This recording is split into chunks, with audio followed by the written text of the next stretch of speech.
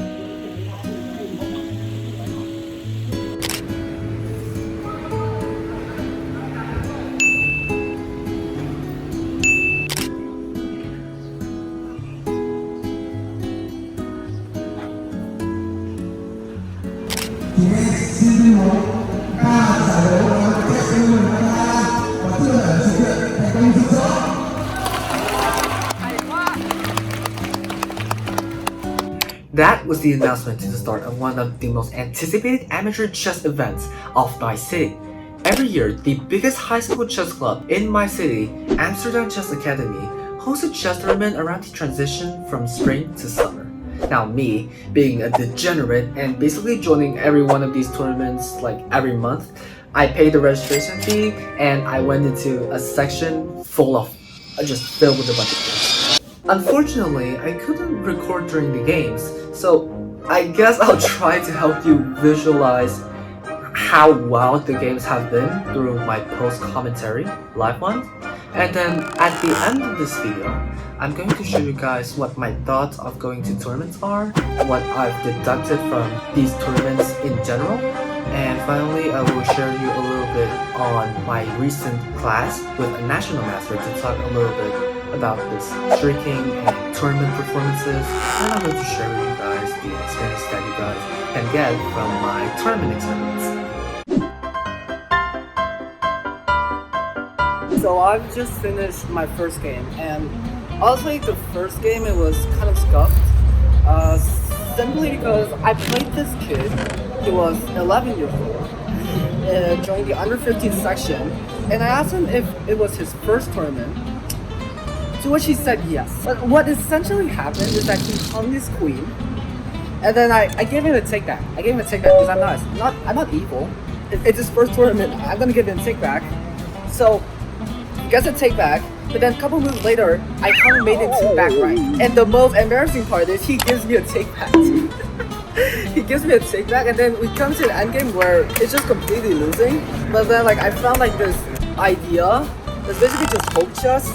Like I sacrifice a pawn and then I try to force a queen trade. I check and like after a queen trade, and if he takes, then this does just win for me. It ends up taking the queen, which is like so first game done. 8 more games to go. So I've just finished my second game. It was, I guess this kid's probably like a year younger than me, or perhaps we're the same age. And I managed to beat him in 1 minute. Like I actually managed to beat him in 1 minute. The game lasted 14 moves. It lasts so short that I was able to memorize the entire game. And normally I don't do that. I don't have like paper or anything to memorize. Okay, so the game was Modern Scandinavian, with knight of 6, knight c3, and then he trades everything, and now I just get a very superior Scandinavian. Knight f3, bishop g4, bishop e2, knight c6, d4 castles. This is all covered in a Gotham chess course on Chess League, Modern Scandinavian. Although like there have been people who have covered this before, and honestly, it's just, I mean, this is how I played it. Now, bishop to e3 is kind of a mistake.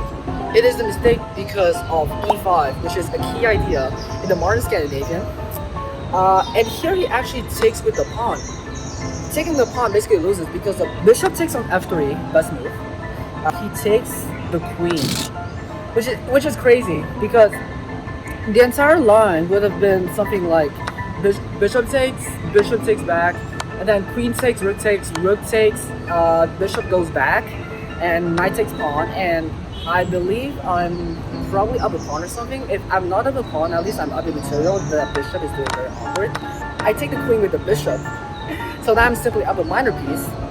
He goes back bishop to d2 for some reason. I take the pawn. I didn't want to take the pawn on g2 simply because it might open up threats. It might open up their rook, and I want all their pieces to be in the back rank.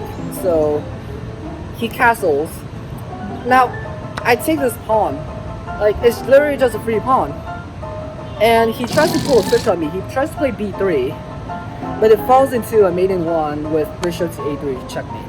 And so that's how I beat a kid in like 14 moves. I can beat a 14-year-old in 14 moves. That's great. Okay, so I just finished my third game. I'm on 3 for 3 right now. I just beat a kid, and so that means it basically places me at the top of the leaderboard, at the top of the Swiss leaderboard. And the game was actually so tough. The kid was about 12 years old. If you're asking why this entire section is just 12 kids, it's under 15, and I'm like basically like maximum age to get in. And we basically got into a very heated game. Everything was equal. But then I just decided to just screw it and trade everything. Took the pawn with my knight, and then the queen takes back. I traded the queens, but then he celebrated like I blundered. But then turns out I didn't. So we traded the knight for the bishop. I traded a rook, and then like when the endgame started, I traded the other rook as well because I realized that I had 7 pawns and he only had 6. So that would be crucial. The problem is that I choked endgames a lot. So the game actually ended up being really scuffed. I only had like 20 seconds on the clock. He doesn't have much time either. And kids are like blitz gods. But I promoted to a queen. He promotes back to a queen. I checked the king and I traded it. Then I promoted to another queen, but his pawn was on the second rank. At this point, my king took all of his pawns except for one. And that was the pawn about to promote. But I promoted first. And I checked the king, I took that pawn, and now with my remaining rook pawn, I promoted to another queen, my 3rd queen in a row, and then I just checkmated him. Not really, he just resigned, because you know that I can checkmate with a queen with 10 seconds on the clock with 2 seconds of queens. So, generally wild. The morning has 2 more matches to go, so let's see if I can go 5 for 5 and hopefully win.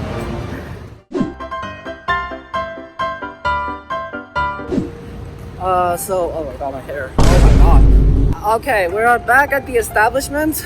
The 5th rounds, 5th, 6th, and 7th, we're gonna play 3 rounds in the afternoon. I'm currently 3 for 4 right now.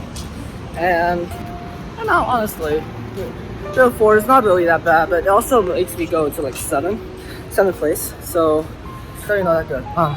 Okay.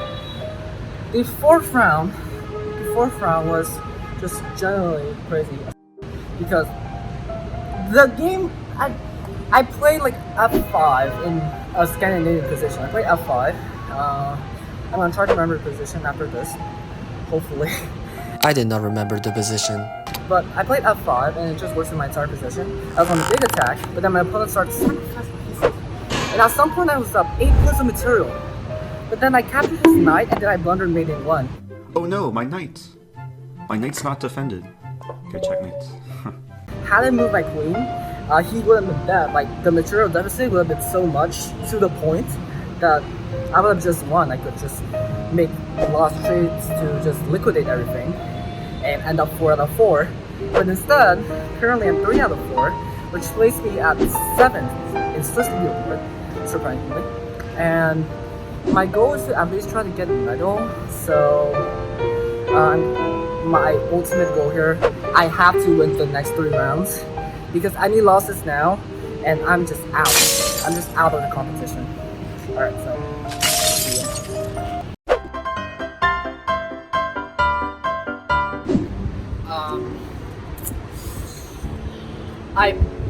ya. I'm not gonna dream about a medal. So fifth game, it went fine until I just blundered a pawn for no reason at all. Like, I was spending like a minute just debating on if I should push g4, which in general exposes the entire position. And then like, I just lost the pawn. I won it back and the position was equal, but I had like 20 seconds and the position was still so complex. I feel like black was getting an edge. And so because of that, I actually got flagged. Like, I ran out of time. And so because of that, I literally just lost. I'm now 3 out of 5. And even if I got the best of 5 out of 7, like, there's still like 3 more, like at least 5 more people that have better scores than me. So I'm effectively dead. So right now I'm just gonna try to aim for 5 out of 7.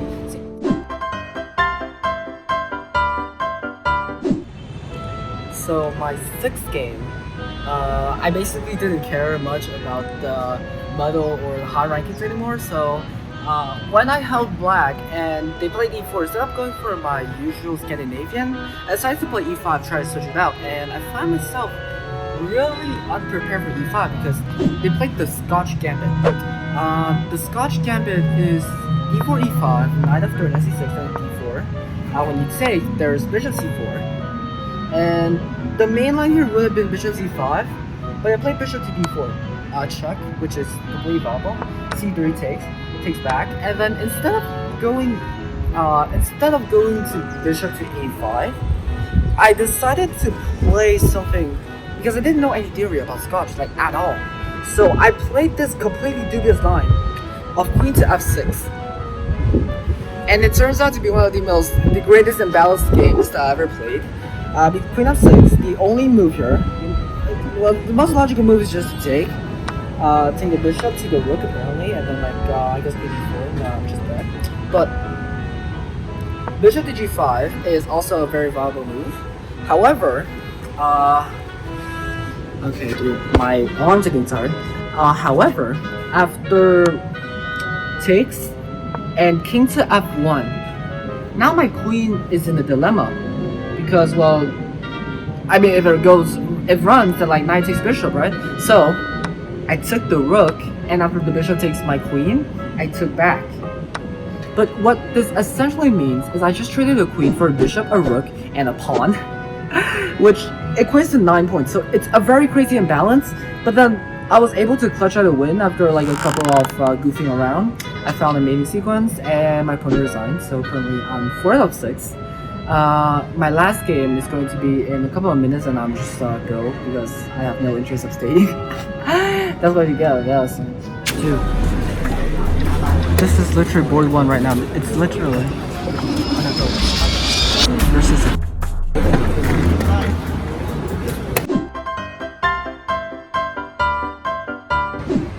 So, as you guys can tell, I'm not necessarily in a good mood. I finished the tournament 4 out of 7. I don't really care about the ranking.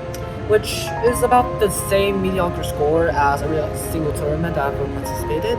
I either get like a 4/7, like 5/9 around that, but I always get like over half, but never make anything special. And I feel like it's more of a problem of my mentality, my psychology, and over the board. Because this has happened so many times. I win the first 3 games, maybe even 4, as I mentioned, but then I just lose and then goes on tsunami. You know, like I just get a very mediocre tournament. What I think I concluded is that I should probably just study my openings more or something like that. Simply because I keep making the same mistakes over and over. And also, it's probably a problem with my psychology.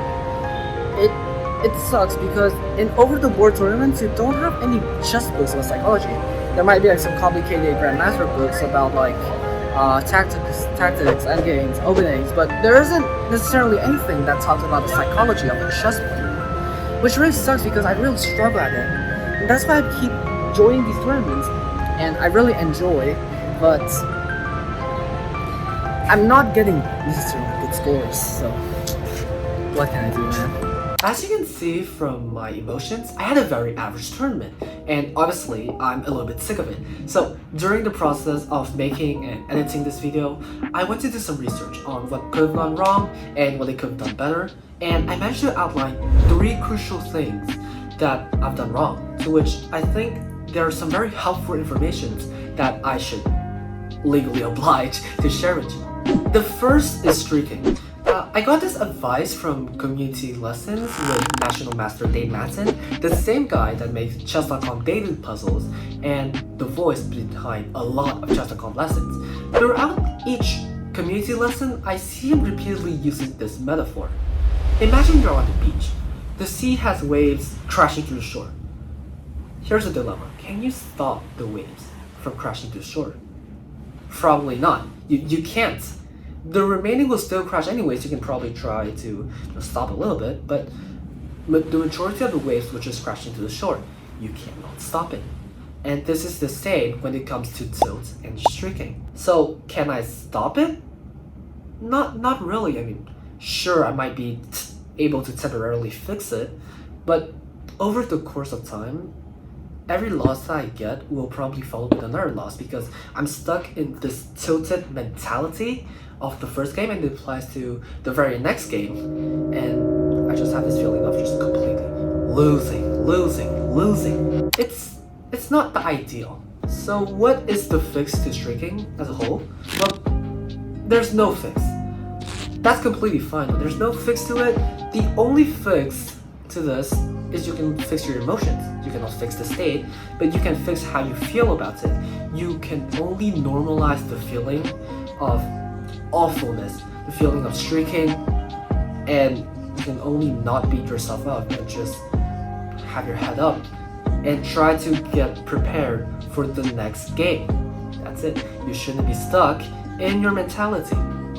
And do not beat yourself up just like I did, because that would be so bad.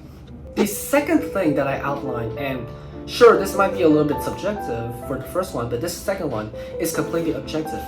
Calculation. I plan to make a video completely about calculation later in the year, but as of right now, I'm going to get, this is a very simplified version. I want you to name any Grandmaster right now, any famous one, don't even need to be obscure. Magnus Carlsen, Hikaru Nakamura, Gukesh, Prague, Ali Reza, anybody, just any Grandmaster you want. Okay, now compare him to you. So what is the similarity between a Grandmaster and an amateur player? Well, the answer is that the amateur player and the Grandmaster calculate the exact same way. The Grandmaster only calculates, most of the time, 3 to 4 branches of a position, up to 3 to 4 moves, and then immediately evaluate the position and say, okay, I want to go for this outcome. However, the amateur player does not know how to calculate correctly, and this is where the difference begins, because the amateur player, like me, tends to complicate stuff. They tend to go deep into one branch, 7 to 8 moves, and they just get completely lost in the forest. Meanwhile, the Grandmaster didn't know exactly what's going on. Sure, they might need to calculate 12 to 15 moves in a branch when they need to, for example in an endgame. But for the most part, they simplify the entire calculation process. They know how to calculate correctly and efficiently. Not that obvious, but this is what separates a grandmaster, or just a chess master in general, with more amateur players. The third and final thing that I outlined is the fun. Well, as you can see from the start of the tournament, I was obviously very excited. I won my first 3 games. I was in euphoria, or whatever they call it. But then, as I get my first loss, as I get my second loss, and then I finish with 3 losses, my mood just suddenly goes down, and I don't feel the fun in playing anymore. Ever since I started playing over-the-board tournaments back in 2022, when I was only 12 years old, I've probably participated in over 50 tournaments, and while success was minimal, I always reminded myself why I joined these tournaments. It's not for the money, it's to 1, build up over-the-board experiences, so in case one day I want to participate in FIDE tournaments, then I have at least a bit of experience. But secondly, I want to meet fellow chessmates, fellow people who are around my same age or older, and I want to talk about chess, share the love of the game with other people, and knowing people with the same interests. But third and the most important part, which I've forgotten from time to time, but this is the reason why I joined tournaments in the first place, is the fun. Because who cares about results? Even if I won the tournament, if I'm not satisfied with it, then will I go to tournaments again? Not really. Because sure, the tournament fees, they can add up really quickly, and maybe the only goal is to win a tournament in order to make your money back, but money is not a problem for me. I've never really won any tournaments in my entire life, probably like 2 or 3 at most, and the money I got was very much minimal, but I do it for the fun of it. And always remember, my first tournament that I've ever participated, I got a 2 out of 7. And now, I'm currently sitting here talking to you guys while having a 4 out of 7 and calling it mediocre. So do you think that logic really added up? Well, not really. I've definitely improved from each tournament that I go to, whether or not the results were bad or were good. And it's going to continue in that trend. But I don't care about that trend. You know what I care about? The fun. Because when I go to tournaments and when I enjoy every game, every handshake, every piece that I move, and every time I press the clock, for me, that is the most valuable asset in going to an over-the-board tournament. And honestly, for me, that's enough. Thank you for watching. Subscribe.